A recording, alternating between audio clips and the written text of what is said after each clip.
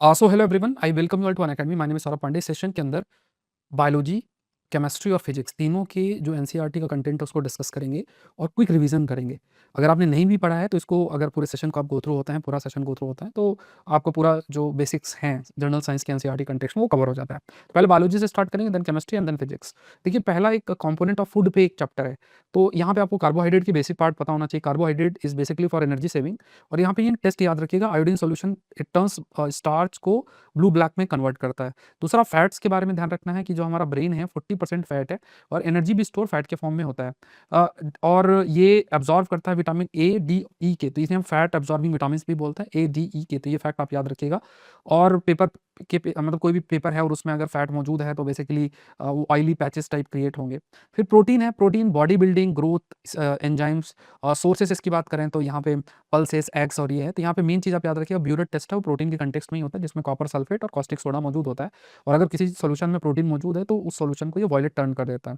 Vitamin है आपके पास, iodine है, आयरन है। तो ये सब मेनली मिनरल्स हैं। विटामिन एंड मिनरल्स की अगर बात करें, इसके आगे डिस्कशन करेंगे विटामिन के बारे में भी। फिर आपका देखिए डाइटरी फाइबर शब्द आप याद रखिए, जिसे हम टेक्निकली रफेज भी बोलते हैं। ये भी बहुत महत्वपूर्ण होता है प्रॉपर डाइजेशन कंटेक्स्ट के लिए और हमारे डाइजेस्टिव सिस्टम के लिए भी फाइबर का एक महत्वपूर्ण रोल होता है। अच्छा, एक पॉइंट ये भी याद रखिएगा कि वाटर जो है ये किसी प्रकार का न्यूट्रिएंट तो नहीं है, बट अगेन न्यूट्रिएंट के अब्जॉर्प्शन में वाटर का एक महत्वपूर्ण रोल है। अगर वेस्ट रिमूवल की बात करें तब भी एक वाटर का एक महत्वपूर्ण रोल है। फिर ये जो विटामिन्स हैं, विटामिन्स के बारे में बेसिक्स आपको पता होना चाहिए कि इस विटामिन के बारे में क्या-क्या इन विटामिन्स का अपना एक रोल है। जैसे फॉर एग्जांपल विटामिन ए है, इसकी वजह से लॉस ऑफ विज़न है, हो सकता है अगर विटामिन ए की कमी है।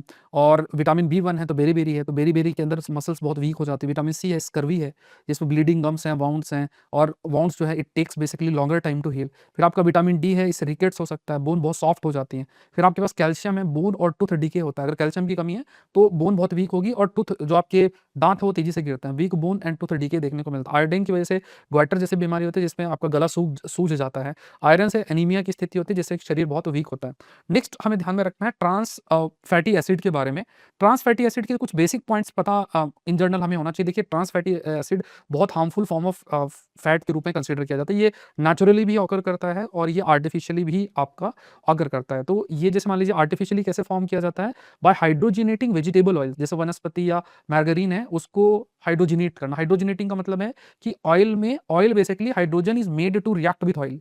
जैसे हाइड्रोजन है उसको क्या करेंगे, हाइड्रोजन का रिएक्शन ऑयल से कराते हैं और उससे क्या है कि फैट रिसेंबलिंग प्योर घी और बटर टाइप चीज जो है वो बनती है। तो उसे हम टेक्निकली अगर देखा जाए तो वो आर्टिफिशियल ट्रांस फैटी एसिड के रूप में। हमारी डाइट में जो major source artificial trans fatty acid का वो मेनली वेजिटेबल ऑयल है। तो ये फैक्ट आप याद रखिए, जो हाइड्रोजनेटेड वेजिटेबल ऑयल्स हैं they are source of artificial trans fatty acid. ये फैक्ट नेचुरल जो ट्रांस फैटी एसिड्स होते हैं, नेचुरल जैसे मीट अगर देखा जाए, मीट है या कोई डेयरी प्रोडक्ट अगर हम कंज्यूम करते हैं तो वो नेचुरल ट्रांस फैटी एसिड उसमें मौजूद होता है। दूसरा एक पॉइंट आप याद रखिए कि देखिए क्या होता है कि अगर फैट बहुत अधिक अगर सो कॉल्ड शरीर के अंदर मौजूद होगा तो अगेन हार्ट ब्लॉकेज और ये सब प्रॉब्लम्स आपकी होती हैं। तो हार्म अगर देखा जाए तो इट रेजेस बैड कोलेस्ट्रॉल्स। अगर अगर बहुत अधिक ट्रांस फैटी एसिड मौजूद है तो इससे बैड कोलेस्ट्रॉल का लेवल बढ़ेगा और गुड कोलेस्ट्रॉल का लेवल, गुड कोलेस्ट्रॉल मतलब हाई डेंसिटी लिपोप्रोटीन एसडीएल जिसे हम कहते हैं, तो वो रिड्यूस होगा। और फर्दर ओबेसिटी, टाइप 2 डायबिटीज और हार्ट जैसी कई हार्ट से रिलेटेड कई बीमारियां भी हो सकती हैं। नेक्स्ट पार्ट देख लेते हैं सेल्स के बारे में। सेल जो कि फंडामेंटल यूनिट है आपके लाइफ के बारे में अगर देखा जाए तो फंडामेंटल यूनिट ऑफ लाइफ के रूप में हम कंसिडर करता है। तो ये डिस्कवर किया गया था रॉबर्ट हुक के द्वारा। अब जैसे अगर देखा जाए, जैसे मान लीजिए कि ये आपका एनिमल सेल है। एनिमल सेल्स का जो सो कॉल्ड आउटर लेयर होता है वो सेल मेम्ब्रेन होता है। जैसे मान लीजिए ये आपका एनिमल सेल है। एनिमल सेल्स में आउटर जो लेयर आपका होगा वो आपका सेल मेम्ब्रेन होता है। और प्लांट में खास बात क्या होती है कि सेल मेम्ब्रेन के अलावा एक बाहरी लेयर होती है जिसे हम सेल वॉल बोलते हैं, जो कि एक्स्ट्रा प्रोटेक्शन प्रोवाइड करता है प्लांट्स को अगेंस्ट टेम्परेचर एंड विंड। फिर देखिए प्लांट्स के अंदर प्लास्टिड होता है, क्लोरोफिल होता है, ये एनिमल सेल्स में नहीं होता, ये ग्रीन पिगमेंट प्रोवाइड करता है। फिर न्यूक्लियस दोनों में होता है, जो कि कंट्रोल सेंटर है। न्यूक्लियस के अंदर ही डीएनए सब मौजूद होता है। माइटोकॉन्ड्रिया और क्लोरोप्लास्ट। देखिए माइटोकॉन्ड्रिया और क्लोरोप्लास्ट दोनों ऐसे हैं जिनमें अदर देन न्यूक्लियस के अलावा डीएनए मौजूद होता है। माइटोकॉन्ड्रिया को power house of the cell भी कहते हैं। लाइसोसोम दोनों में होता है, सुसाइडल बैग भी बोलते हैं। इट मींस कोई भी सेल है, मान लीजिए सेल का कोई कंपोनेंट है और वो खराब हो गया तो उसको ये लाइसोसोम जाके डाइजेस्ट कर लेता है। फिर साइटोप्लाज्म में क्या है, ये जेली लाइक सब्सटेंस जिसके अंदर सारे सेल ऑर्गेनल्स मौजूद होते हैं उसको हम साइटोप्लाज्म बोलते हैं। और फिर आपके ये सेंट्रियोल्स भी होते हैं। तो ये फैक्ट आप थोड़े से मतलब बेसिक्स पता होना चाहिए, प्लांट और एनिमल सेल्स के बीच में बेसिक अंतर आपको पता होना चाहिए। दूसरा देखिए, दो टाइप ऑफ सेल्स होते हैं, एक होता है प्रोकैरियोटिक सेल्स और दूसरा होता है यूकैरियोटिक सेल्स। प्रोकैरियोटिक सेल्स क्या होते हैं, ऐसे सेल्स जिनका हम ये कह सकते हैं कि बहुत ही ऐसे ऑर्गेनिज्म जैसे बैक्टीरिया है जो कि बहुत अधिक डेवलप नहीं हुए। जैसे सपोज करिए कि प्रोकैरियोटिक सेल्स हैं, ऐसे सेल्स जो कि बहुत अधिक डेवलप नहीं हुए। फॉर एग्जांपल बैक्टीरिया के जो सेल्स हैं दे आर प्रोकैरियोटिक। ऑल दो जो यूकैरियोटिक सेल्स हैं जो वेल डेवलप्ड हैं, जैसे इंसान के जो सेल्स हैं या आप दूसरे जो ऑर्गेनिजम्स हैं उनमें जो सेल्स मौजूद हैं उन्हें हम यूकैरियोटिक सेल्स बोलते हैं। तो यूकैरियोटिक पूरे तरीके से डेवलप्ड है, वेल ऑर्गेनाइज्ड न्यूक्लियस है। और वहीं प्रोकैरियोटिक की बात करें उसमें न्यूक्लियर मेम्ब्रेन नहीं होता है। दूसरा एक प्रोटोप्लाज्म शब्द भी आप याद रखिए। प्रोटोप्लाज्म का मतलब होता है लिविंग सब्सटेंस, जिसमें हम साइटोप्लाज्म और न्यूक्लियस दोनों शब्द मिला देते हैं। तो ये टर्म आप याद रखिएगा। एक तरफ साइटोप्लाज्म है, साइटोप्लाज्म क्या हो गया, साइटोप्लाज्म अगर आप देखेंगे तो बेसिकली साइटोप्लाज्म आपका जो ये जेली लाइक फ्लूइडी सब्सटेंस है जहाँ पे पूरे सेल ऑर्गेनल्स मौजूद हैं, ये तो आपके साइटोप्लाज्म हो गया। बट जब आप प्रोटोप्लाज्म शब्द यूज करेंगे तो यहाँ पे साइटोप्लाज्म और न्यूक्लियस दोनों चीजें इसमें ऐड ऑन हो जाती हैं। अब आ जाते हैं कुछ पॉइंट्स आपके स्केलेटन जॉइंट्स के बारे में आपको पता होना चाहिए। तो यहाँ पे देखिए जो स्केलेटन है जो कि हमारे शरीर को एक बेसिक फ्रेमवर्क प्रोवाइड करता है। जॉइंट्स जहाँ पे दो बोन्स आके जुड़ते हैं तो उन्हें हम जॉइंट शब्द यूज करते हैं। अब जैसे यहाँ पे आप देखिए बॉल एंड सॉकेट जॉइंट है। ये क्या है, ball and socket joint basically it moves in all direction. जैसे शोल्डर और आर्म्स में आपके बॉल एंड सॉकेट जॉइंट होता है, इसी तरीके से प्योटल एक जॉइंट होता है। प्योटल बेसिकली सिलेंड्रिकल बोन इन रिंग्स, जैसे नेक और हेड के यहाँ पे आप देखेंगे नेक और हेड कंटेक्स्ट में ये प्योटल होता है।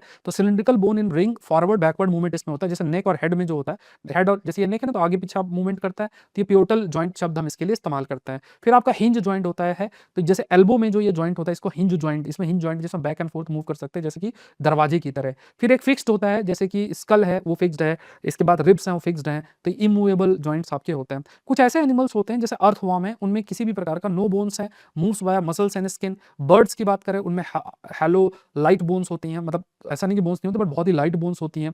और इवन जो उनका आगे का जो हिस्सा फॉरलिम्स हैं वो बेसिकली विंग्स के फॉर्म में कन्वर्ट होते हैं। फिश की अगर हम बात करें तो इनका एंड ऐसा टैपर्ड सा होता है फॉर इजी वाटर फ्लो, ठीक है। टैपर्ड एंड फिश के अंदर जो है मौजूद होता है जिससे कि वो मूव करते हैं। तो ये कुछ फैक्ट्स आपको याद रखना है स्केलेटन कंटेक्स्ट में, एटलीस्ट मूवमेंट का आपको आइडिया होना चाहिए।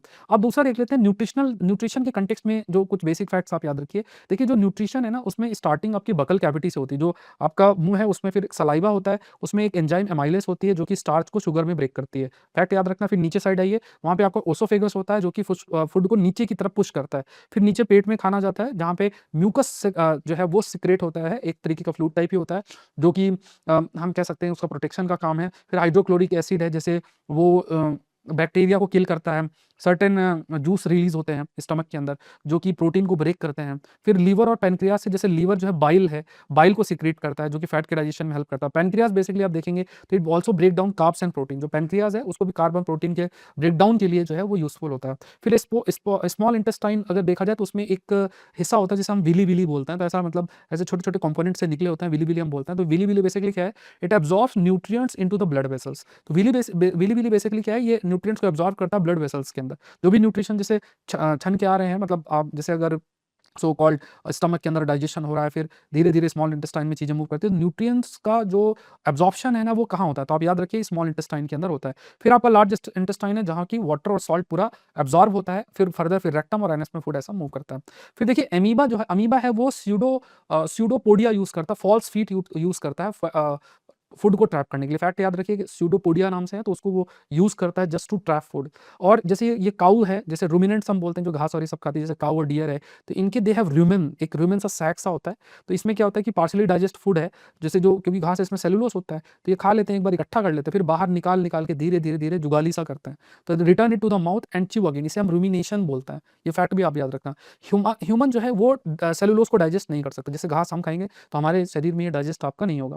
अब आ जाते हैं cellular respiration and breathing context में क्या है, तो ये आपके लंग्स हैं, ठीक है। यहाँ पे आपका इनहेलेशन और एक्सहेलेशन होता है। तो ब्रीथिंग मैकेनिज्म की बात करें तो जो इनहेलेशन है इसमें क्या होता है, जो रिब्स आपकी हैं, जो रिब्स मौजूद होती है ना, रिब्स क्या होते हैं, रिब्स जैसे मान लीजिए इनहेल करते हैं कोई चीज़, हम आप खुद इनहेल करिए मतलब हवा को अंदर ले रहा है, तो ribs basically they will move up and out. यहाँ पे अगर देखा जाए इसमें, फिर यहाँ पे ये जो हिस्सा होता है, ऐसे ये ऐसा जो हिस्सा होता है इसे हम डायफ्राम भी बोलते हैं। तो ये नीचे की साइड, जैसे जैसे आप इनहेल करेंगे तो नीचे की साइड जाएगा, स्पेस थोड़ा इंक्रीज होता है और एयर जो है वो पुश करती है। एक्सेलेशन में उसका उल्टा होता है, रिब्स जैसे आप कोई चीज़ जैसे हवा को बाहर छोड़िए तो रिब्स क्या करेंगे, they will move down, ribs क्या करेंगे, नीचे की तरफ डाउन मूव करेंगी और फिर डायफ्राम है ये ऊपर की तरफ, जैसे एक्सेलेशन के अंदर डायफ्राम जो ये जो हिस्सा है ना, ये ऊपर की तरफ मूव करता है, स्पेस डिक्रीज होती है और जो हवा है वो that is air is pushed out, ठीक है, it is basically pushed out. Breakdown of food for energy की अगर हम बात करें तो देखिए, एक होता है एरोबिक रिएक्शन जिसमें ऑक्सीजन का यूज होता है, जो ह्यूमन प्रोसेस में ऑक्सीजन का यूज करके फूड का ब्रेकडाउन होगा तो उसे हम एरोबिक रिएक्शंस बोलते हैं। एक एनारोबिक होता है जिसमें कोई ऑक्सीजन यूज नहीं होता, जिसमें ग्लूकोज को अल्कोहल और फिर कार्बन डाइऑक्साइड में कन्वर्ट होता है, जैसे ईस्ट में ये चीज आपकी होती है। अगर हम बहुत एक्सरसाइज करते हैं तो इससे एनारोबिक रेस्पिरेशन आपका होता है, जैसे मसल्स में, जैसे कि लैक्टिक एसिड का प्रोडक्शन होता है, ठीक है। देखिए ये रिवीजन टाइप हम लोग कर रहे हैं तो फटाफट आप ये चीजें एटलीस्ट इतना करके आपको जाना चाहिए, फैक्ट्स आपको बिल्कुल याद रखना चाहिए। तो देखिए लैक्टिक एसिड जो है ये प्रोड्यूस होता है, इट प्रोड्यूसेस लैक्टिक एसिड और ये फिर मसल स्क्रैम भी हो सकता है। अगर इसका ये पीडीएफ आपको चाहिए होगा तो सौरभ पांडे यूपीएससी या सौरभ पांडे अनअकैडमी टेलीग्राम चैनल पे मैं शेयर कर दूंगा, वहाँ पे आपको या मुझे आप मैसेज कर दीजिएगा, you will get the PDF. तो सर देखिए एनिमल में ब्रीथिंग की बात करें तो जैसे इंसेक्ट्स में स्पाइरेकल्स और ट्राकिया यूज किया जाता है, फ्रॉग्स और अर्थवर्म में स्किन होता है और फिश में गिल्स होते हैं, तो ये इनके क्या है, ब्रीथिंग ऑर्गन्स है, ध्यान रखना है। अब आ जाते हैं ह्यूमन सर्कुलेटरी सिस्टम के बेसिक पॉइंट्स, आपको क्या याद रखना चाहिए। देखिए ब्लड के कई कंपोनेंट होता है, एक तो प्लाज्मा होता है, द फ्लूइड मीडियम है, उसके बाद आपका आरबीसी होता है जिसमें हीमोग्लोबिन मौजूद है और जो कि ऑक्सीजन ट्रांसपोर्टेशन और इन सब में रोल प्ले करता है। फिर आपके डब्ल्यूबीसीज होती हैं जिनका काम फाइट जर्म्स एंड इम्यूनिटी है। फिर आपके प्लेटलेट्स होते हैं जो कि ब्लड क्लॉटिंग में हेल्प करता है। तो ये 4 पॉइंट्स आप याद रखिए कि ब्लड के ये 4 मेजर कंपोनेंट्स होते हैं, प्लाज्मा, आरबीसीज, डब्ल्यूबीसीज और आपके प्लेटलेट्स आपके होते हैं। अब देखिए हार्ट है, उसके 4 चैम्बर्स होते हैं। देखिए यहाँ से ये वाला हिस्सा, इसे हम राइट एट्रियम बोलते हैं, नीचे आएंगे तो राइट वेंट्रिकल होते हैं, इधर देखेंगे तो लेफ्ट एट्रियम होता है, नीचे आएंगे तो आपका लेफ्ट वेंट्रिकल शब्द हम यूज करते हैं। तो 4 चैम्बर्स आपके हो गए। अब यहाँ पे दूसरा आप ये याद रखिए कि जो ब्लड वेसल्स हैं they have a very important role, कि देखिए जो ब्लड वेसल्स होते हैं वही जो ब्लड है वो हार्ट में लेकर आएंगे और कई जो ब्लड वेसल्स है वो हार्ट से ब्लड वापस लेके जाते हैं। जैसे ऑक्सीजनेटेड जो ब्लड है वो आपका हार्ट में एंटर होता है और डीऑक्सीजनेटेड ब्लड है वो लंग्स तक जाता है, ऑक्सीजनेट होकर वापस आता है। सो आर्टरीज का काम क्या होता है, they carry oxygenated rich blood from heart, ये पॉइंट आप याद रखिए। आर्टरीज का काम होता है कि they carry oxygen rich blood जो है हार्ट से जो ऑक्सीजन रिच ब्लड है वो आर्टरीज कैरी करते हैं, थिक इलास्टिक वॉल इसमें होती है, एक्सेप्ट पल्मोनरी आर्टरी, ठीक है। पल्मोनरी जो आर्टरी होती है वो कार्बन डाइऑक्साइड ब्लड जो है वो लंग्स तक लेकर जाती है। तो फैक्ट आप याद रखिए। वेन्स क्या होती है, generally veins carbon dioxide rich blood जो है वो हार्ट में लेकर आती है, मतलब कार्बन डाइऑक्साइड रिच जो ब्लड है वो हार्ट में लेकर आती है। इसमें थिन वॉल होती है और उसमें वॉल होती है जिससे कि बैकफ्लो ना हो सके। और यहाँ पे भी पल्मोनरी वेन जो है इसका एक्सेप्शन आप याद रखिए, जो कि it carries oxygen blood to heart, ठीक है। यहाँ पल्मोनरी वेन की अगर हम बात करें तो ये क्या करता है, ये ऑक्सीजन को it carry basically oxygen blood को हार्ट तक लेके जाती है। तो ये एक्सेप्शन आप जरूर से याद रखिए, pulmonary artery and pulmonary vein context में ये फैक्ट आपको बेसिक फैक्ट है थोड़ा सा पता होना चाहिए, ठीक है। अब बहुत ज्यादा मैकेनिज्म में नहीं जा रहे क्योंकि देखिए उतना याद नहीं रहेगा और अभी एटलीस्ट ये जो पॉइंटर्स हैं वो आपके दिमाग में होना चाहिए क्योंकि एग्जाम को ज्यादा दिन नहीं बचे, इसलिए ध्यान रखना है। फिर आ जाते हैं एक्सक्रीशन और प्लांट ट्रांसपोर्टेशन में हमें क्या क्या पॉइंट्स याद रखना है। देखिए हमारे जो एक्सक्रीटरी ऑर्गन है, जैसे किडनी एक्सक्रीटरी ऑर्गन है हमारी, तो किडनी से यूरेटर, यूरेटर से ब्लडर और फिर यूरेटर, जैसे ये किडनी हो गया, फिर आपका यूरेटर हो गया, फिर आपका जो है ब्लैडर हो गया, ये ब्लैडर हो गया और फिर आपका ये हिस्सा यूरेथ्रा हो गया। आप याद रखिए कि 1 से 1.8 litre of urine per day इतना आपका सिक्रीशन होता है। इसमें 95% पानी है, 2.5% यूरिया है और 2.5% दूसरे वेस्ट इसके अंदर होते हैं। फिर देखिए एक्सक्रीटरी ऑर्गन, आप जाइलम याद रखिए, ये जाइलम और फ्लोएम शब्द आप याद रखना है कि जाइलम जो है ये पानी के ट्रांसपोर्टेशन, प्लांट्स में पानी के ट्रांसपोर्टेशन में इसका रोल होता है। बेसिकली जाइलम का काम आपका वाटर और मिनरल्स के ट्रांसपोर्टेशन में होता है, मतलब रूट से अपवर्ड मूवमेंट होता है, रूट से पानी ऊपर की तरफ मूव होता है। फिर आप देखिए फ्लोएम आप याद रखिए, फूड हाईवे जिसे हम कहते हैं, इसका काम ट्रांसपोर्ट फूड फ्रॉम लीव्स, जैसे फोटोसिंथेसिस का प्रोसेस होता है और फोटोसिंथेसिस के माध्यम से ही खाना बनता है, ठीक है। और फोटोसिंथेसिस के प्रोसेस के माध्यम से जो आप कह सकते हैं कि जो फोटोसिंथेसिस का पूरा प्रोसेस है उससे जो भी फूड प्रोड्यूस होता है, ग्लूकोज एंड ऑल, उसका ट्रांसपोर्टेशन जो है वो और हिस्सों में फ्लोएम के माध्यम से ही होता है। फिर आपके पास स्टोमेटा होता है। स्टोमेटा आप याद रखिए कि जैसे मान लीजिए लीव है ना, लीव्स में छोटे छोटे ये स्टोमेटा ऐसे ऐसे छेद से होते हैं, इन्हें हम स्टोमेटा बोलते हैं। इसी से क्या है जो सो कॉल्ड वाटर है वो वाटर बेसिकली वेपर फॉर्म में मूव करता है, वाटर जो है ऐसे वेपर फॉर्म में आपका मूव करता है, जिसे हम टेक्निकली ट्रांसपिरेशन शब्द भी हम यूज करते हैं, ठीक है। जब सो कॉल्ड प्लांट से जो वाटर है वो अगर लिक्विड फॉर्म में निकलता है, if it moves in a liquid format, तो लिक्विड फॉर्म में जब आपका निकलेगा तो उसके लिए हम जो शब्द यूज करते हैं वो ग्यूटेशन है, ठीक है। उसके लिए जो हम शब्द यूज करते हैं ग्यूटेशन वर्ड हम यूज करते हैं, ये ध्यान में रखना है। यहाँ पे याद रखना है स्पॉन्ज और हाइड्रा है, they have no circulatory system, ये मेंशन्ड एनसीईआरटी में, and the water they live in washes food and waste out, ठीक है। तो मतलब जो जिस भी पानी में मौजूद रहते हैं उसी से वो पूरा फूड वेस्ट और ये सब को वो मेंटेन करते हैं। देखिए देखिए स्टोमेटा में ना जो ये लीफ पोर्स होते हैं जो कि सराउंडेड बाय इस पे गार्ड सेल्स होते हैं, जैसे ये पोर होता है और अगल बगल इस पे गार्ड सेल्स से होता है, तो इसी से मतलब जो सो कॉल्ड प्लांट्स हैं उसमें रेस्पिरेशन प्रोसेस इसी के माध्यम से होता है। प्लांट्स में देखिए रिप्रोडक्शन कंटेक्स्ट में आप देखेंगे तो प्लांट्स में देखिए ये पार्ट आप याद रखिए, प्लांट के अंदर जो रिप्रोडक्टिव पार्ट आते हैं, एक तो ये आपका फिलामेंट है, ये एंथर है और ये जो एंथर इसको एंथर बोलते हैं और इसी में पॉलेन्स होता है। यहीं से यहाँ जैसे यहाँ पे ही जो पॉलन होगा, ये पॉलन बेसिकली इस तरीके से प्रोड्यूस होगा और यहाँ अंदर अंदर चला जाता है, ठीक है? तो ये एंथर प्रोड्यूस्ड पोलन, ये पॉलेन्स यहाँ आपको दिख रहे हैं ना, जैसे मान लीजिए कोई कीड़ा है बैठा, तो ये पॉलेन्स को लेके और ऐसे अंदर की तरफ ऐसे ट्रांसपोर्ट कर देगा। मतलब ऐसे यहाँ पे पॉलन गिरेंगे और फिर ये पॉलेन्स अंदर की तरफ चले जाएँगे। तो आप ये देखिए एंथर जो है इट प्रोड्यूस पॉलन, जो भी पॉलन प्रोड्यूस्ड होते हैं वो यहाँ मूव करते हैं। फिर देखिए ये इसको हम पिस्टिल बोलते हैं। ये आपका यहाँ पे अगर आप देखेंगे तो यहाँ पे स्टिग्मा, ये थोड़ा एरो आगे कर लीजिएगा, स्टिग्मा है, ठीक है? दिस एरो ये यहाँ पे ये स्टिग्मा है। ये पॉलन को रिसीव करता है। यहाँ पे अगर ये स्टिग्मा है, ऊपर साइड को ऐसा होता है, इसको हम स्टाइल बोलते हैं। यहाँ पे आगे देख लीजिए, जो कि स्टिग्मा को ओवरी से कनेक्ट करता है, ठीक है? स्टिग्मा को ओवरी से कनेक्ट करता है। तो ये आपका स्टिग्मा हो गया। ये अंदर यहाँ पे ओवरी होता है। ये आपका एंथर होता है सो कॉल्ड। यहाँ पे इसे हम फिलामेंट बोलते हैं, जो एंथर को सपोर्ट करता है, इसे हम सेपल्स बोलते हैं। ये कुछ फैक्ट्स याद रखें, एटलीस्ट पॉलेन्स और इसके बारे में पता होना चाहिए। तो जो फ्लावर होता है उसमें जो मेल पार्ट होता है, मेल पार्ट हम उसको स्टैमेन बोलते हैं, जो टेक्निकली शब्द जो यूज़ हम करते हैं। एंथर जो है वो प्रोड्यूस करता है पॉलन ग्रेन, जिसका जो कि मेल गैमेट होता है, और फीमेल पार्ट पिस्टिल है जो कि स्टिग्मा, स्टाइल और ओवरी प्रोड्यूस करता है, ठीक है? मतलब फीमेल पार्ट में स्टिग्मा, स्टाइल और ओवरी बेसिकली होता है, जो कि ओवल्स और एग्स प्रोड्यूस करता है। और जैसे कुछ यूनिसेक्सुअल होते हैं, पपाया मतलब अलग-अलग मेल अलग प्लांट में है, मेल फ्लावर अलग प्लांट में, फीमेल फ्लावर अलग प्लांट में, तो यूनिसेक्सुअल होता है, कई बाइसेक्सुअल होते हैं। वेजिटेटिव एसेक्सुअल का मतलब होता है कि बिना सीड के, जैसे मान लीजिए यहाँ पे तो क्या है कि ये सेक्सुअल होगा, जैसे ही पॉलन का ट्रांसफर यहाँ होगा तो ये सेक्सुअल रिप्रोडक्शन में आ जाता है। एसेक्सुअल का मतलब हो गया कि मान लीजिए प्लांट है, प्लांट के किसी कंपोनेंट से आपने सो कॉल्ड प्रोड्यूस किया, मतलब प्लांट है, प्लांट के किसी कंपोनेंट से हमने नया प्लांट बना दिया, वो एसेक्सुअल होगा। मतलब फ्रॉम स्टेम्स बना लिया, रूट से बना लिया।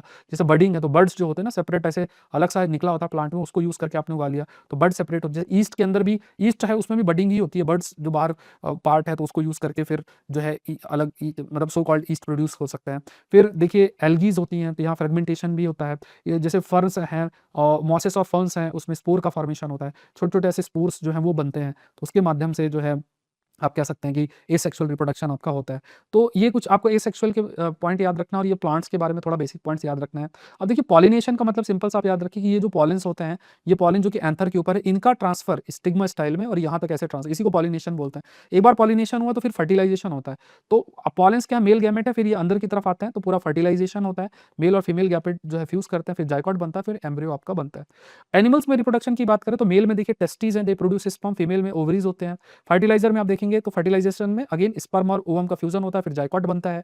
फीटस जो होता है एक ऐसी स्टेज जहाँ पे ऑल बॉडी पार्ट जो है उनको आइडेंटिफाई कर, तभी हम फीटस बोलते हैं। उससे पहले हम आपका जाइगोट बोलते हैं। फिर देखिए वोविपैरस शब्द आप याद रखिए, ऐसे जो एग्स को ले करते हैं, विविपैरस है that give birth to young, ठीक है? विविपैरस की बात करें, गिव बर्थ टू यंग, जैसे ह्यूमन डॉग्स की बात करें, ह्यूमंस एंड डॉग्स की बात करें तो उन्हें हम विविपैरस बोलते हैं। तो ओविपैरस और विविपैरस आप याद रखिएगा। फिर देखिए इंटरनल और एक्सटर्नल फर्टिलाइजर की बात करें तो external common in fish and aquatic animals, ठीक है? इंटरनल और एक्सटर्नल फर्टिलाइजेशन की अगर हम बात करते हैं तो यहाँ पे सो कॉल्ड जैसे फिश और एक्वेटिक एनिमल्स में जो एक्सटर्नल फर्टिलाइजेशन है वो देखने को मिलता है, मतलब शरीर के बाहर फर्टिलाइज होना। फर्टिलाइजेशन का मतलब हो गया कि स्पर्म और ओवा का मिलना। आईवीएफ का मतलब होता है टेस्ट ट्यूब बेबीज, जैसे अलग से स्पर्म्स और जो ओवा है उसको एक्सटर्नल एक ट्यूब होता है, उसमें फिर फर्टिलाइजेशन आपको कराया जाता है। फिर बाइनरी फिजन आप वर्ड याद रखिए, जहाँ पे जैसे अमीबा है ये दो पार्ट में ऐसे टूट जाती है, तो इसे हम इसको फिजन बोलते हैं। तो बाइनरी फिजन के माध्यम से ये रिप्रोड्यूस होता है। हाइड्रा में बडिंग होती है, ठीक है? तो ये यहाँ पे पहले ऐसे ऐसा क्लोन सा ऐसा हिस्सा होता है, फिर ये अलग हो जाता है। तो ये आपको याद रखना, बडिंग हाइड्रा के अंदर देखने को मिलती है। एडोलेसेंस, अब यहाँ पे कुछ हार्मोन्स के बारे में हमें पता होना चाहिए। तो एक तो पिट्यूटरी जो है, पिट्यूटरी यहाँ पे आप देखिए, यहाँ पे ये ब्रेन में मौजूद होता है, इसे हम मास्टर ग्लैंड भी बोलते हैं। ये बेसिकली इट कंट्रोल हार्मोन्स और दूसरे ग्लैंड्स को कंट्रोल करता है। फिर आपका देखिए थायराइड यहाँ पे नेक पे मौजूद होता है, तो थायरॉक्सिन वर्ड हम इसके लिए यूज करते हैं। थायरॉक्सिन इट नीड्स आयोडीन, है ना? यहाँ पे आप देखा जाए तो ये थायराइड मौजूद होता है, तो थायरॉक्सिन हार्मोन रिलीज होता है। एड्रिनल जो कि किडनी में, यहाँ पे किडनी में एड्रिनल होता है। एड्रेनालिन हार्मोन होता है जो कि body adjust body to stress है, सॉल्ट बैलेंस मेंटेन करने में रोल प्ले करता है। पैनक्रियाज यहाँ पे है जो कि इंसुलिन प्रोड्यूस होता है, इसमें बीटा सेल्स होते हैं जो कि इंसुलिन प्रोड्यूस करते हैं। इसकी अगर कमी होती है तो डायबिटीज होती है, क्योंकि इंसुलिन ही ब्लड शुगर को कंट्रोल करती है। फिर आपका टेस्टिस और ओवरीज है, तो टेस्टोस्टेरोन जो कि मेल के लिए और एस्ट्रोजन फीमेल के लिए है। तो ये सारी चीजें हैं। सेक्स डिटर्मिनेशन की बात करें तो मेनली जैसे ह्यूमंस के अंदर 23 पेयर ऑफ क्रोमोसोम होता है, फीमेल में XX होता है, मेल में XY होती है। अंडर फर्टिलाइज्ड एग है always has egg X, sperm जो है मतलब स्पर्म के अंदर X और Y दोनों कैरी हो सकता है। तो मेनली जो फादर है, बेसिकली फादर का जो स्पर्म है वो डिटरमाइन करता है कि बच्चा जो है वो मेल होगा या फिर फीमेल होगा। ये पॉइंट याद रखना है। देखिए बोटेनिकल कंटेक्स्ट में देखा जाए, एक डबल कोकोनट ट्री इसके बारे में कुछ मेंशन्ड है, तो इसका साइंटिफिक नेम है लोडाइका मेलडिविका, ये नाम है। तो ये बेसिकली सेचिलीज आइलैंड के अंदर इसको है ना, native to only 2 of the 150 Seychellian island. ये इस पे कुछ फैक्ट्स है कि ये बहुत बड़ा largest seed known to science, लगभग 25 केजी का ये इसका सीड होता है। Longest surviving palm up to 1000 years, मतलब ये पाम है उसका इतना बड़ा सीड जो है देखने को है। तो ऑलमोस्ट 100 ईयर्स लगे इसको मेच्योर होने में। मेल एंड फीमेल फ्लावर्स जो है they grow on completely different plant, अलग अलग प्लांट में डेवलप होते हैं। और आर्टिफिशियली पॉलिनेशन जो है वो किया गया है scientist at the botanical survey of India. तो यहाँ पे मतलब ये आर्टिफिशियली क्रिएट करके और फिर जस्ट टू नो कि जो भी फ्लावर्स आपके होते हैं, मतलब जो ये प्लांट होता है ये आर्टिफिशियली पॉलिनेट कराना पड़ता है क्योंकि साइज भी बड़ा है, प्लस आप देखेंगे मेल और फीमेल दो डिफरेंट प्लांट्स में मौजूद है। देखिए नेक्स्ट एक देखिएगा नेचुरल फाइबर। नेचुरल फाइबर में एक तो प्लांट फाइबर है, प्लांट फाइबर में कॉटन हो गया और जूट आ गया। जूट जो है वो आपका बिहार, वेस्ट बंगाल, असम इन जगह पे उगाया जाता है। एनिमल फाइबर में वूल हो गया, और इसका जो सोर्स है वूल का, जैसे याक है तिब्बत और लद्दाख रीजन में, अंगोरा है, अंगोरा याद रखिए पूछा हुआ है, रैबिट और गोट से रहता है, और फिर कश्मीरी गोट है, और अल्पाका लामा ये भी है। और फिर आप सिल्क का है, सिल्क को ग्रो करने को हम सेरीकल्चर भी बोलते हैं। यार्न जो होता है it is as strong as steel. तो ये इसके कई टाइप्स होते हैं, तसर है, मलबेरी, मूगा, कोसा और एरी। फिर एंथ्रेक्स, एंथ्रेक्स जिसकी वजह से होता है ये बैसिलस एंथ्रेसिस है।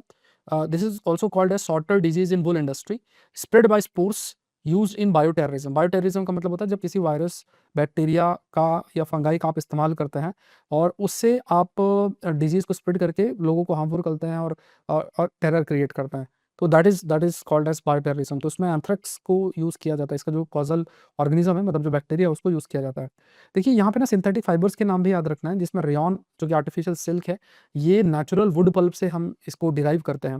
ये सिल्क से भी चीपर कंसिडर किया जाता है। फिर आपका नायलॉन है, it is also considered as first fully synthetic, made from coal, water and air. ये किससे बना हुआ है ना, ये जरूर से आप ध्यान रखिए। It is considered to be stronger than the steel wire. फिर आपका एक पॉलिस्टर है, रिंकल फ्री होता है, made of repeating ester, ester unit का बना होता है। इसमें टेराइलिन है और पीईटी मौजूद होता है। पॉलीथाइलिन टेरिप्थलेट जिसे हम बोलते हैं, जो कि बॉटल फिल्म्स में भी बनाने के लिए यूज होता है। ये पॉइंट भी याद रखना। और एक आपका एक्राइलिक है, आर्टिफिशियल वुल, ये आपका polyacrylonitrile, that is cheaper and durable also.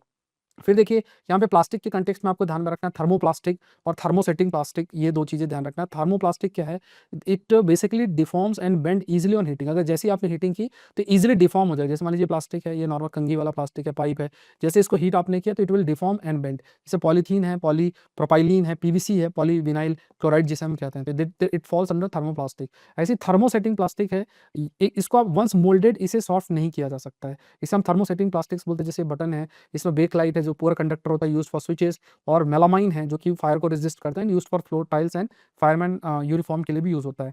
फिर देखिए पॉलीप्रोपिलीन की बात करें तो हाई जो ग्रेड क्रूड ऑयल है उसका ये बाई प्रोडक्ट है। तो ये फैक्ट आप याद रखिएगा कि हाई ग्रेड क्रूड ऑयल का ये बाई प्रोडक्ट के रूप में है, और ये it absorbs little moisture, used for lighter vehicles, और Mangalore refineries and petrochemical limited is the only south Indian, India के अंदर ही प्रोड्यूस किया जाता है। मतलब ये पॉइंट्स उसमें मेंशन्ड है। एक टेफ्लॉन याद रखिएगा, oil and water don't stick, ये टेफ्लॉन की लेयर होती है। तो जैसे जो नॉन स्टिकी वाले जो बर्तन होता है ना, तो उसमें जो लेयर होती है वो आपकी टेफ्लॉन की बनी होती है। तो उसे देखिए एसिड और बेसिस कंटेक्स्ट में याद रखिएगा। जैसे एस्टिक एसिड है, ये विनेगर में पाया जाता है। फॉर्मिक एसिड है एंड स्टिंग में। सिट्रिक एसिड है सिट्रस फ्रूट में, जैसे कि ऑरेंज है, लेमन है। फिर lactic acid curd, oxalic acid spinach, ascorbic acid आपका आंवला सिट्रस फ्रूट में, विटामिन सी भी हम बोलते हैं सो कॉल्ड स्कॉर्बिक एसिड में। फिर उसके बाद अगर आप देखेंगे टार्टरिक एसिड है, तो इसमें आपके टैमरिन है, ग्रेप्स है, अनराइप मैंगोज और ये सारा है। फिर बेसिस की अगर बात करें तो जैसे कैल्शियम हाइड्रोक्साइड है लाइम वाटर में, अमोनियम हाइड्रोक्साइड विंडो क्लीनर में के रूप में भी यूज़ होता है, सोडियम हाइड्रोक्साइड और ये सब सोप में यूज़ होता है, magnesium hydroxide milk of magnesia में यूज़ होता है। इसके नेचुरल इंडिकेटर अगर देखा जाए तो एसिड जो है लिटमस टेस्ट को रेड करता है और बेस को ब्लू करता है। टर्मरिक एसिड को कोई चेंज नहीं होता है, येलो ही रहता है और बेस रेड करता है। और चाइना रोज में एसिड इसका कलर मेंजेटा हो जाता है और बेस ग्रीन हो जाता है। कुछ फैक्ट्स याद रखना है। अगर इनडाइजेशन होता है तो it is treated with milk of magnesia. ये फैक्ट बिल्कुल कई बार पूछा है, कंटेन्स मैग्नीशियम हाइड्रोक्साइड। तो मैग्नीशियम में मैग्नीशियम हाइड्रोक्साइड आपका मौजूद होता है। एंड बाइट में देखा जाए तो they are treated with baking soda या कैलामाइन को यूज करते हैं, जिसमें सोडियम बाइकार्बोनेट या जिंक कार्बोनेट आपका मौजूद होता है। सॉइल में एसिडिक जो सॉइल है it get quick lime, calcium oxide से उसको ट्रीट किया जाता है। Basic soil they get organic matters that releases acid. Organic matter add करेंगे तो बेसिक सॉइल है तो उसमें एसिड रिलीज होगा, तो उसको बैलेंस करने में हेल्प मिलता है। मेटल और नॉन मेटल्स की बात करें तो यहाँ पे मेटल्स में देखिए ऑक्सीडेशन तो बेसिक ऑक्साइड्स क्रिएट होते हैं। वाटर रिएक्शंस की अगर बात करें तो सोडियम बहुत ही विगरस, मतलब मेटल सो कॉल्ड जो सोडियम है, सोडियम बहुत तेज़ी से रिएक्ट करता है और इस वजह से क्या है कि सोडियम को इवन सो कॉल्ड केरोसिन के अंदर स्टोर किया जाता है, क्योंकि अगर आप बाहर रखेंगे तो बहुत तेज़ी से वो रिएक्ट करेगा। और एसिडिक रिएक्शंस की अगर हम बात करें तो मेटल्स जो है they produce hydrogen gas burned with a pop sound, एक पॉप सा साउंड क्रिएट आपका होता है। नॉन मेटल्स का अगर हम नेचर्स को देखें तो एसिडिक ऑक्साइड्स ऑक्सीडेशन कंटेक्स्ट में देखा जाए तो एसिडिक ऑक्साइड से बनाते हैं। नॉन मेटल्स जो है वो वाटर से बिल्कुल रिएक्ट नहीं करते हैं। फास्फोरस जो है it catches fire in air stored in water, even है ना, तो अगर मान लीजिए जैसे पानी में भी स्टोर रखें तभी इसमें आग लगेगी। Non metals generally do not react, they generally वो रिएक्ट नहीं करता, मतलब जैसे रिएक्शंस की बात किया जाए तो यहाँ पे कहा जाए सोडियम और पोटेशियम है, they are type of metal जो कि बहुत सॉफ्ट होता है, they can be cut with knife. और मरकरी जो है वो लिक्विड फॉर्म में होता है, तो ये फैक्ट थोड़ा सा याद रखना है, exception of the metals, metal से रिलेटेड है। मोर रिएक्टिव मेटल्स जो है दे रिप्लेसेस लेस रिएक्टिव मेटल्स, ये ऐसा होता है, but less reactive metals will not replace the more reactive metals. फिर मरकरी कंटेक्स्ट में आप देखिए यहाँ पे कहा गया जैसे क्विक सिल्वर है या फिर जैसे हम हाइड्रा गेरियम शब्द यूज करते हैं, this is the only metal liquid at the standard temperature and pressure. तो ये फैक्ट भी आपको याद रखना है कि इकलौता एक ऐसा मेटल लिक्विड है जो कि स्टैंडर्ड टेम्परेचर और प्रेशर में मौजूद रहता है। ब्रोमीन इज द अदर जो लिक्विड एलिमेंट मौजूद होता है, that is also the other liquid elements. Toxicity warning की बात करें अगर मरकरी कंटेक्स्ट में ही देखा जाए, अगर क्योंकि मरकरी किसी भी तरीके से अगर शरीर में जाती है तो it can damage nerve system, digestive system, ये हाईलाइट किया गया है। कई डिजीज होती है जैसे मीना-माटा डिजीज है, इससे बचने के लिए कन्वेंशन भी हाईलाइट किया गया जिसे हम इंटरनेशनल मीना-माटा कन्वेंशन भी बोलते हैं। और प्राइमरी एक्सपोजर जैसे मिथाइल मरकरी है तो जो कि सी फूड में अगर मौजूद होता है और कोई उस सी फूड को कंज्यूम करता है तो इस टाइप की बीमारी हो सकती है। फिर देखिए ये जो मरकरी है इट इज एक्सट्रैक्टेड फ्रॉम सिनाबर, जिसे हम मरकरी सल्फाइड भी बोलते हैं, दैट इज एक्सट्रीमली रेयर है अर्थ क्रस्ट की अगर हम बात करें। प्रॉपर्टीज है थर्मल कंडक्टर, पूरी ये सारी चीजें मरकरी के बारे में है, ठीक है। तो पुअर थर्मल कंडक्टर होता है, बैरोमीटर में भी यूज होता है, ये फ्लोट करता है वॉल्स, फ्लोट वॉल्स होती हैं, स्विचेस में यूज होता है, UV generation in fluorescent lamp. तो ये आपकी प्रॉपर्टीज हैं if you talk about the mercury. तो ये कुछ फैक्ट्स आप बिल्कुल ध्यान में रखना है। फिर फॉसिल फ्यूल की अगर बात करें तो यहाँ पे देखिए कोल को जब हम प्रोसेस करते हैं तो उससे जो कोक है वो आपका निकलता है जो कि प्योर कार्बन है, स्टील में यूज किया जाता है। एक कोल तार निकलता है जो कि थिक लिक्विड सा होता है, डाइस ड्रग्स और इन नेफ्थलीन बॉल्स में यूज होता है। और एक कोल गैस रिलीज होती है जो कि अगेन फ्यूल के रूप में यूज आपका किया जाता है। पेट्रोलियम रिफाइनिंग आपका है, तो पेट्रोलियम को रिफाइन करके मतलब पेट्रोल को और जो उसको रिफाइन किया जाता है, क्रूड ऑयल को रिफाइन करना और उसमें से भी सेपरेटिंग पेट्रोलियम, डीजल, वैक्स और पेट्रोलियम कई केमिकल्स वो आपके सो कॉल्ड सेपरेट आपके होते हैं। नेचुरल गैस क्या है, it is stored as compressed natural gas, जिसे शॉर्ट में हम सीएनजी भी बोलते हैं। It is kind of a clean fuel और इसे पाइप के माध्यम से ट्रांसपोर्ट करता है। इसका रिजर्व त्रिपुरा, राजस्थान, महाराष्ट्र और so called Krishna Godavari delta के अंदर भी आपका मौजूद है। दूसरा देखिए फिजिकल और केमिकल चेंजेस में क्या अंतर है। फिजिकल की अगर बात करें तो यहाँ पे स्टेट और शेप साइज इसमें चेंजेस आते हैं। जैसे मान लीजिए कि अगर जैसे सो कॉल्ड अगर obtaining pure solid from a solution, जैसे सपोज कि कोई पानी है और पानी को हमने क्या किया, कन्वर्ट कर दिया आइस क्रिस्टल्स में, तो that is a physical change. Chemical change क्या है कि नए सब्सटेंस का फॉर्मेशन होना, जैसे रस्टिंग है तो आयरन प्लस वाटर है प्लस ऑक्सीजन है, रस्टिंग है तो उसमें नई चीज फॉर्म हो रही थी, ये केमिकल रिएक्शन हम कंसिडर करते हैं। तो ये पॉइंट आप याद रखिएगा, फिजिकल चेंज में होता है स्टेट और शेप साइज इसमें चेंजेस आते हैं, केमिकल में वन और न्यू सब्सटेंसेस जो है वो आपके फॉर्म होते हैं। फिर आपका देखिए अगर हमें रस्टिंग को प्रिवेंट करना है तो एक तरफ आपका गैल्वेनाइजेशन है, मतलब you are depositing a layer of zinc on iron, iron के ऊपर आप जिंक का ऐसा डिपोजिशन करते हैं तो उसे गैल्वेनाइजेशन बोलता है। पेंटिंग भी है, एलॉयस है, स्टेनलेस स्टील है, तो ये भी रस्टिंग से आपका प्रोटेक्ट करता है। कंबशन की बात करें तो जब भी कंबशन है तो उसमें ये नेक्स्ट एस्पेक्ट है आपको ध्यान में रखना है। कंबशन कंटेक्स्ट में फ्यूल हो गया, ऑक्सीजन हो गया, इग्निशन टेम्परेचर हो गया, इसके बाद ही जो कंबशन है मतलब कोई भी आग है वो आपकी लगती है। इट्स अ केमिकल प्रोसेस जहाँ पे सब्सटेंस ऑक्सीजन के साथ रिएक्ट करके हीट प्रोड्यूस आपका करता है। जैसे मान लीजिए मैच स्टिक है, इसमें आपका रेड फास्फोरस यूज होता है, ये सब फैक्ट्स एनसीईआरटी में दे रखे हैं, ये ध्यान रखना है। उसके बाद ये मैच का जो हेड है ना, जिसमें antimony trisulphate plus potassium chlorate ये आपका मौजूद होता है। और ये रबिंग सरफेस जो होती है वो रेड फास्फोरस होती है, ये जो है ना ये रेड फास्फोरस है और ये स्टिक पार्ट में यहाँ पे एंटीमनी ट्राइसल्फाइड और सोडियम क्लोरेट मौजूद आपका होता है। दूसरा देखिए यहाँ पे ये जो बर्निंग जब भी होती है फ्लेम की अगर हम बात करें, आउटर मोस्ट ब्लू जोन हम इसे कहते हैं, ये हॉटेस्ट होता है। सब्सटेंस जो है must vaporise to give a flame, और charcoal does not vaporise, no flame. जैसे चारकोल होता है वो कभी वेपोराइज नहीं होता, इसलिए कोई फ्लेम का प्रोडक्शन नहीं होता है। कैलोरिफिक जो वैल्यू है, मतलब हीट की वजह से कितनी एनर्जी प्रोड्यूस होगी, आप सबसे ज्यादा हाइड्रोजन की होगी, फिर एलपीजी होती है, एलपीजी में प्रोपेन ब्यूटेन है, सीएनजी है, और फिर आपका डीजल, पेट्रोल, केरोसिन है, फिर बायोगैस है, फिर कोल है, वुड है और फिर काउडेंग, मतलब बर्न करने से कितनी हीट या एनर्जी प्रोड्यूस आपकी होती है, ठीक है। ये फैक्ट याद रखना। देखिए फिजिक्स के कंटेक्स्ट में पीडीएफ में आपको दे दूंगा, आप रीड कर लीजिएगा, बट ये देखिए तो कुछ पॉइंट्स याद रखिएगा। लाइट एंड रिफ्लेक्शन कंटेक्स्ट में आप याद रखिएगा, जैसे ये जो लाइट ऐसे फॉल करेगी उसको हम इंसिडेंट रे बोलते हैं और ऐसी लाइट उसको रिफ्लेक्टेड रे बोलते हैं। और लॉ ऑफ रिफ्लेक्शन कहता है कि angle of incidence angle of reflection के बराबर आपका होता है। ये फैक्ट्स थोड़ा सा याद रखना है। दोस्तों देखिए ह्यूमन आइज के बारे में आप जरूर से याद रखिएगा कि जैसे ये ऊपरी इसको हम कॉर्निया बोलते हैं, अंदर साइड आइरिस बोलते हैं, फिर यहाँ पे देखेंगे तो ये लेंस है, और फिर यहाँ पे जो मसल्स होते हैं हम सिलियरी मसल्स बोलते हैं। इधर आपका ऑप्टिक नर्व्स है और यहाँ पे आप देखेंगे तो ये रेटिना है। तो एनाटॉमी अगर हम देखें तो कॉर्निया जो है ट्रांसपेरेंट फ्रंट पार्ट होता है, इरिस एंड पिपिल है, डार्क मसल्स है जो लाइट की एंट्री को कंट्रोल करता है, लेंस है लाइट को फोकस करने में हेल्प करते हैं, और रेटिना जो है ये एक बैक स्क्रीन है विथ नर्व सेल्स। इसमें आपके कोन्स होते हैं, कोन्स रेटिना के अंदर सर्टेन सेल्स होते हैं, कोन्स होते हैं जो कि ब्राइट लाइट और कलर को सेंस करते हैं, रॉड्स जो होते हैं वो डिम लाइट को सेंस करते हैं। ब्लाइंड स्पॉट होते हैं जहाँ पे इट्स और ऑप्टिक नर्व जंक्शन जहाँ पे कोई भी विजन नहीं होता है, जो ये ऑप्टिक नर्व सो कॉल्ड, इस एरिया को हम ब्लाइंड स्पॉट शब्द भी इस्तेमाल करते हैं। ये पॉइंट याद रखना है। मिरर कंटेक्स्ट में देखिए एक कॉन्केव मिरर होता है, कॉन्वेक्स मिरर आपका होता है। तो यहाँ पे देखिए जैसे फॉर एग्जांपल अगर अब ये कॉन्केव मिरर है तो ये इस टाइप से आपका जा रहा है। यहाँ पे आप देखेंगे ये कॉन्वेक्स मिरर है, ये आउटवर्ड है, जैसे इस तरीके से लाइट ऐसे गई रिफ्लेक्ट होगी, इमेज यहाँ पे फॉर्म होगी, इस तरीके से यहाँ पे इमेज का फॉर्मेशन होता है।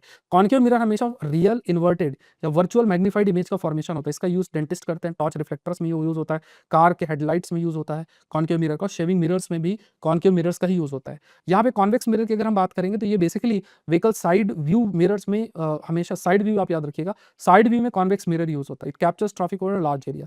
लेंसेज की यहाँ पे ये देखिएगा जो लाइट ऐसे फॉल करती है तो ये विबग्योर वर्ड याद रखिएगा। विबग्योर जो लाइट ऐसा अलग अलग कलर्स में डिवाइड होती है, यहाँ पे आप यहाँ पे ऐसा ये डिस्पर्जन शब्द यूज करते हैं जब एक लाइट ऐसे फॉल करेगी और ये प्रिज्म है तो ये लाइट ऐसे अलग अलग ऐसे बढ़ती है, इसे हम डिस्पर्जन बोलते हैं। 7 कलर्स बाय अ प्रिज्म, इसे हम डिस्पर्जन वर्ड यूज करते हैं। Splitting of the sunlight into 7 colour bye a prism शब्द ये याद रखना है। अब देखिए यहाँ पे देखिए कॉन्वेक्स लेंस आपके होते हैं, ये कन्वर्जिंग लेंस होते हैं, जैसे इन्हें हम कन्वर्जिंग लेंस बोलते हैं। ये मिडिल में थिक होते हैं और लाइट को बेंड करते हैं इनवर्ड, जैसे इसमें ऐसे करके और ऐसे करके ये बेंड करेंगे। मैग्नीफाइंग ग्लास के रूप में यूज होते हैं। कॉन्केव लेंस जो होते हैं थिनर होते हैं, मिडिल के अंदर ऐसे थिन होते हैं, बेंड लाइट आउटवर्ड, ये वर्चुअल इरेक्ट इमेज फॉलो करता है, बनाते हैं। नेक्स्ट आप हीट एंड टेम्परेचर कंटेक्स्ट में जो पॉइंट याद रखना है तो यहाँ पे थर्मोमीटर याद रखिए, इसमें मरकरी होता है, इट हैज अ किंक, जिससे कि it stop the level from falling, range इसका 35 से 42 डिग्री सेल्सियस तक रहता है, जो मेजर करता है। फिर देखिए यहाँ पे कुछ याद रखना है कि जैसे वाटर और एयर ये पूरे कंडक्टर होता है। डार्क कलर जो है it absorbs heat, light colour जो है लाइट रिफ्लेक्ट करता है, मतलब लाइट को रिफ्लेक्ट करता है, इसलिए गर्मियों के टाइम पे लाइट कलर के कपड़े पहने जाते हैं। वूल जो है it keeps warms by trapping air between the fibres, fibre के बीच में जो एयर है उसको ट्रैप करके और फिर जो है सो कॉल्ड शरीर को गर्म रखता है। साउंड वेव्स आप याद रखिए, देखिए ये इस तरीके से ये साउंड वेव्स हम ये शब्द यूज करते हैं। तो ये जैसे मान लीजिए कि ये कितना ऐसे हाइट, ये एप्लीट्यूड ये इसके लिए एप्लीट्यूड वर्ड यूज करते हैं। और ये जो साइकिल है इसे हम क्रस्ट एंड टर्फ बोलते हैं। तो ये पूरा का पूरा जो मेजरमेंट ये फ्रीक्वेंसी, हम फ्रीक्वेंसी वर्ड यूज करते हैं इसके लिए। तो याद रखना है कि जैसे जो वेव्स में एक तो एप्लीट्यूड हो गया, ये डिटरमाइन करता है लाउडनेस, किसी वॉइस की लाउडनेस कितनी है। फ्रीक्वेंसी पिच को डिटरमाइन करता है, श्रिलनेस या पिच। तो फ्रीक्वेंसी के माध्यम से, वॉइस की फ्रीक्वेंसी के बेसिस पे उसकी पिच या श्रिलनेस जो है वो डिटरमाइन होता है। इंसान कितनी आवाज सुन सकता है, 20 हर्ट्ज से लेकर 20,000 हर्ट्ज तक। डॉग्स की बात अगर करें तो they can also hertz 20,000 hertz से ज़्यादा की वॉइस भी कर सकते हैं, ठीक है। उसका देखिए मटेरियल की प्रॉपर्टी में एक तो आप लस्ट्रस याद रखिए कि साइनी मेटल्स, कई मेटल जो साइनी होता है, iron, copper, gold, magnesium, hardness, solubility, buoyancy, heavier objected, जैसे मान लीजिए कोई चीज़ है तो ये पानी पे आप डालेंगे तो ये पानी पे तैरेगा, ठीक है। तो हैवियर ऑब्जेक्ट तो सिंक करते हैं और लाइटर ऑब्जेक्ट फ्लोट करते हैं, क्योंकि यहाँ से मान लीजिए ऑब्जेक्ट अगर तैर रहा है, इसका मतलब पानी में नीचे साइड से ऊपर की तरफ जो फोर्स है कंपेरेटिवली ज़्यादा है, बाइंड फोर्स ज़्यादा है, तो फिर कहीं ना कहीं वो चीज़ तैरेगी। ये फैक्ट भी याद रखना है।